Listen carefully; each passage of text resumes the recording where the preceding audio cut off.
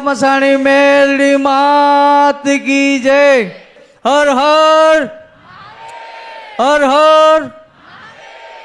અહીંયા બેઠેલા તમામ ભાવિ ભક્તોને જય માડી.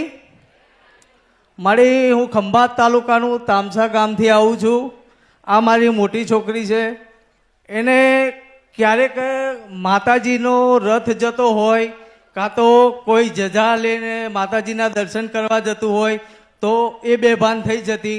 પછી કોઈક સારા એવા ભક્તિભાવવાળા ભુવાજીની પાસે આવતા તો મારી બેભાન થઈ જતી. કોઈ અમને અત્યાર સુધી ખબર પડી નહીં. મારે ગમે ત્યારે થાય તો એને નસ દુખવાનું ચાલુ થઈ જાય, એનું આખું શરીર ખેંચાઈ જાય. હું દવાખાને લઈ જાઉં તો 5-6 હજાર રૂપિયાનું બિલ બને. ડૉક્ટર બોલે કે નોર્મલ રિપોર્ટ. તો હું થાકી ગયો હતો ફરી એને લઈને ફરી. મેં ઘણા ભુવાને બતાવ્યું પણ બધા કોઈ ભુવાજી એવું કહે કે એને કોઈ કોઠામાં ખવડાવીને દેવ ઉતારી દીધેલું છે, કોઈ કે એને વળગેલું છે.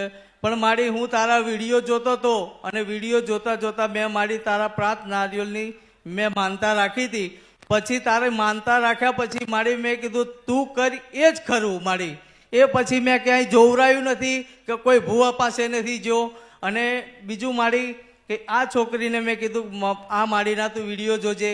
પછી એ મારાથી છાના માના અહીં ખડો લાવી હતી તો એનાથી આ ગેટની અંદર નહોતું હોવાતું. અને તારો પ્રસાદ ખાધો પછી તું એકદમ કશું થયું નથી. મેં તો મારી માનતા પૂરી કરી દીધી. અને આ જે કંઈ વસ્તુ લઈને આવ્યો છું એ મારી પ્રેમથી લાવ્યો છું. જે કંઈ અમારી ભૂલ હોય તો બતાવજો. આ 5 વર્ષ પહેલાંનું હતું. મને 2 વર્ષ પછી ખબર પડી. કેમ આવું? એ હોસ્ટેલમાં રહી, હું ગામડે રહું. અમે ખ્રિસ્તી ધર્મમાં માનતા હતા, ઈસુ ખ્રિસ્તમાં માનતા હતા. એટલે અમારા ઘરમાં કુલદેવીના દીવા કે કંઈ થતું નહોતું, કે માતાજીમાં કોઈ માનતું નહોતું. ના કોઈ નહોતું માનતું. ગયા વાર મેં કીધું તું મારી ગીતા અલગ છે, મારું કુરાન અલગ છે, મારી બાઇબલ અલગ છે.